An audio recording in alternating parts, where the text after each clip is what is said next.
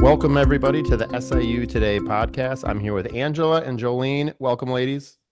Hello. Thank you.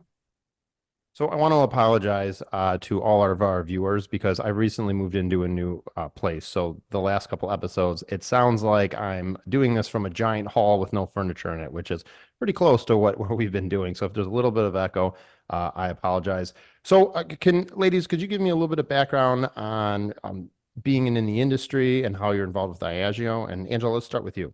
Sure. I've been in the industry almost, 29, 30 years now.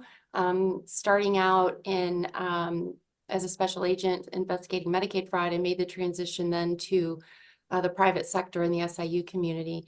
I got involved in IASIU pretty early on as a recommendation from a colleague, and really found IASIU to be such a goldmine of knowledge, experts in the field, and just really have been thrilled to be part of it. I currently sit on the board.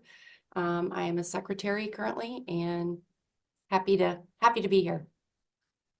Jolene, what about you?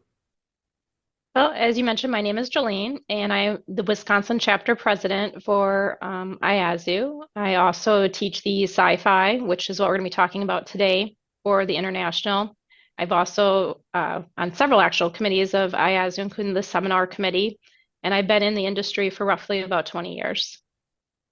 So what is CIFI exactly? I mean, that's what we're going to be talking about. Why is it important? What are we looking for? So if you guys could kind of explain it for our viewers that may be new to the industry and don't really know what it is.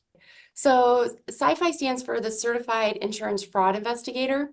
It's a designation program, certification opportunity offered to those that investigate insurance fraud and that have the skills that are required to do that. The designation does come with a requirement for continuing ed on a 3-year cycle. And as long as you do that, you don't have to test more than once.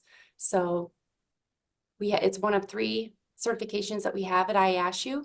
And the CIFI is probably our most popular right now. So what are your advantages of having your CIFI? Well, some advantages, of course, is the professional recognition. We live in a society where it's not only a tight-knit group, but the type of work that we do, it's really, really important on the professional side. And to have that recognition behind your name speaks a lot of volumes, not only to the commitment of continuing education, but also to the commitment of your field. It does offer the standards of the industry. We do cover that in the CIFI. So it's important about keeping up to date and being inclusive and understanding that fraud can be anywhere, anytime, regardless if you're a fraud investigator or not. So really kind of creating that awareness, which then leads into the educational benefits. Can't stress enough, a good investigator is always learning. So that is something that we strive in IASIU, and it's also part of our designation program, is that continuous learning. It, of course, can add qualifications if you happen to be called to testify in court. So that's something that is, worthy of considering. And of course, it's a career and resume builder, which for those that are interested in expanding further beyond their current role, this is certainly something that could offer that additional assistance. Who should be considering getting their CIFI if they're watching this and they don't know, maybe, am I someone that should be getting it or shouldn't be getting it? What are kind of the things you recommend? I think anyone that's in the insurance investigator space. So, people that are holding CIFIs currently are SIU investigators and ICB agents, some defense attorneys. We recently rolled out a program for Department of Insurance investigators. I think we even have some paralegals mixed in. So, again, anybody that's in the insurance investigation space, this is a great designation for them to have. There's a lot of certifications out there. I don't even know them all off the top of my head. What makes this one unique? Well, first of all, IASIU offers a high standard. So it's an experience-based test. So it's not anybody can just go and get it, which really shines to it because we don't want a diluted designation. We want a designation that shines, that people can come and say, I have a CIFI designation, and that means something. It's also very cost effective to membership. So if that's something that you're interested in, there is a cost factor. We understand in the industry, there's businesses that, have budgets. So this is something that also we try to be very cost conscious about it. The other thing too is when we offer the prep, we offer that complimentary. You're not paying extra money for that prep. That is something that's an additional perk by getting this designation is you can actually get a prep course either virtual or in person in certain areas. So that's huge and it's a savings. And like I said, the standards, the education knowledge, it's based on today. We are constantly evolving. We're looking to be inclusive, but we're also looking to make sure that we're keeping up with today's standards. So we're not looking at a test from 10, 15 years ago. You're looking at what's going on today and what are we looking at for the future. I don't want to sound like the Home Shopping Network, but if I had been watching this and say, I want to get my sci-fi, what should I do? How do I go about it? So yeah, it's easy. The process involves an application, and you can go to the IASIU.org website and navigate to the certification page, and you can click right on that application, and it walks you through what qualifications are required. Consideration is given to your SIU experience, education, if you're a former law enforcement or military, other investigative experience, any expert speaking opportunities you may have had, as long as it's on insurance fraud topics, all of that is going to count towards, being qualified to take the CIFI exam. As Jolene mentioned, there is a cost factor involved. It's for our IASIU members, it's only $200 to take the exam. Non-members pay $400. We certainly encourage the non-members to join and get that, get that benefit of the reduced cost for CIFI. But also, as I mentioned, there's an ongoing 3-year cycle of mandatory continuing ed. So as a member of IASIU, you're also getting free opportunity to get your continuing ed in. You shouldn't have to pay for that. So it really does kind of pay for itself eventually. The applicants all get a training link. So as Jolene mentioned, it's free. And whether you take the exam online or you take the exam in person, say in Nashville at our annual conference, you're still going to get that link to prepare for the exam.